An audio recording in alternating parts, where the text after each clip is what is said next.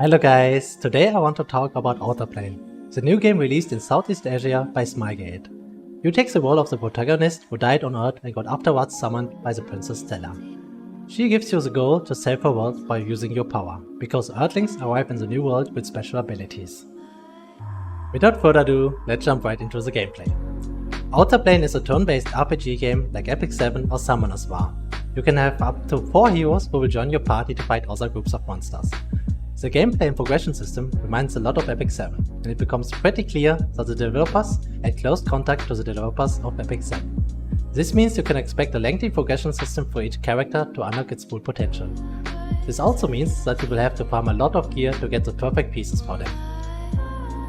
For many gacha addicts, the most important question first: how is the reroll system? The reroll system is pretty fast, with 10 to 15 minutes per reroll attempt and the option to use a guest account until you are happy with the reroll, which can then be linked with an Gmail or Stove account.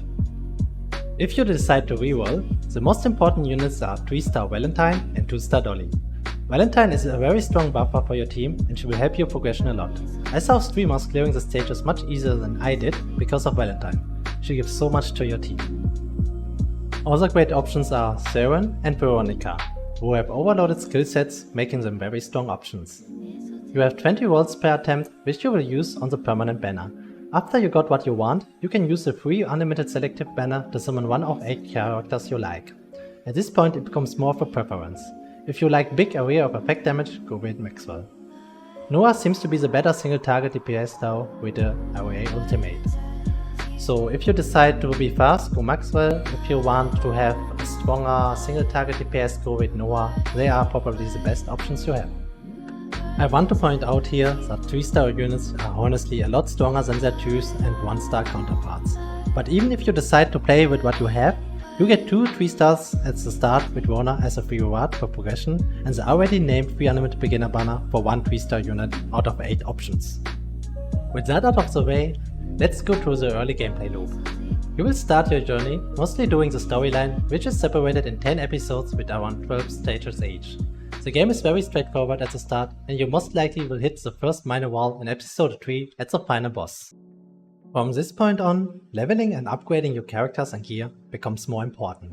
You also will have to deactivate autoplay more often than you might assume to beat the stages, because many bosses will have gimmicks you have to play around.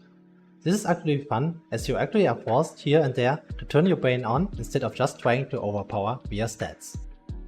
If you are struggling with the main story, the game allows you to do other modes to speed up your character's progress. You can farm gold, XP, food, gear and ascension materials in the challenge section, which also includes a tower stage system and a dungeon explorer map gameplay style, which you can clear in certain periods for gear or materials.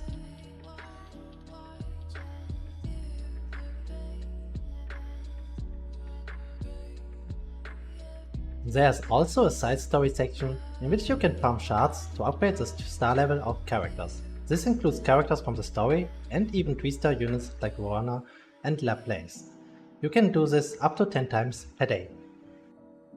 The arena is also an option, allowing you to use your units against other players, though currently the arena seems to mostly consist of bots. This might change as more players reach a certain stage. Doing arena is actually quite important, as you get skill books from the shop in a weekly basis. They are actually very rare material in the game. They are needed for leveling your character's abilities. Outerplane also has a guild system which has to be developed to unlock its full potential. At the start, a guild can consist of 20 players. It can give the players passive bonuses and also stages for the player to farm the guild currency.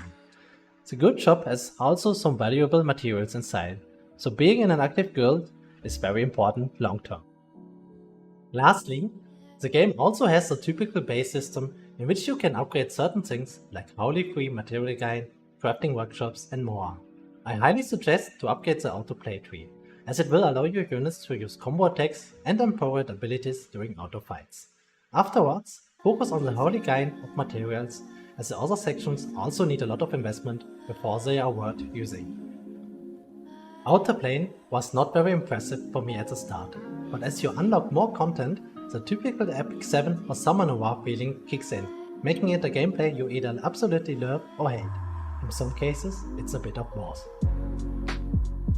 I myself have a lot of fun in Outerplane and would go so far to say that it will become my new main game next to Epic 7.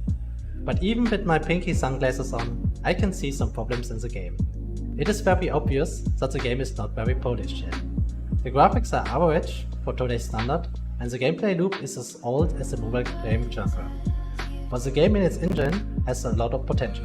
The stages can be very challenging with many gimmicks to be worried about, making the gameplay more dynamic than you would initially assume.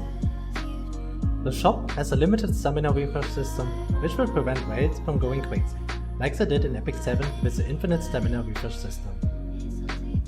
The biggest question mark for me is PvP. For now it is not confirmed if we get real-time arena, but if we get it, the game easily can become a staple for a lot of people, making the game not directly competing with Honkai Star Rail. If you are interested in the game, you can download the APK online. I also made a short video for it, which has a link to the APK in the description. Well, it is easy to fall in love with a game if it has exactly what you were looking for in a gacha game. This is what happened with me and Outerplane. Most of you will probably have the focus on Honkai Star Rail, but I highly suggest giving Outerplane a try when it releases globally in the next 1 to 2 months. Again, I want to thank you all for watching my video. Leaving a like or subscribing to my channel would mean a lot to me. If you want to join our Outerplane Guild or Gacha Community Discord, I will leave a link in the description. I wish you all a good one.